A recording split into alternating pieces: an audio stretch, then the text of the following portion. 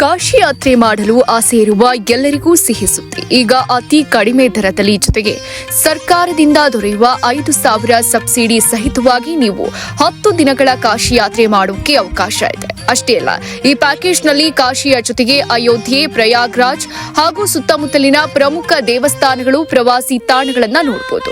ಮೈಸೂರಿಂದ ಟ್ರೈನ್ ಮೂಲಕ ಪ್ರಯಾಣ ಆರಂಭ ಆಗಿ ಮಾರ್ಗ ಮಧ್ಯೆ ಮಂಡ್ಯ, ಬೆಂಗಳೂರು, ತುಮಕೂರು ಸೇರಿದಂತೆ ಹಲವು ಜಂಕ್ಷನ್ಗಳಲ್ಲಿ ಪಿಕಪ್ ಸೌಲಭ್ಯ ಇದೆ.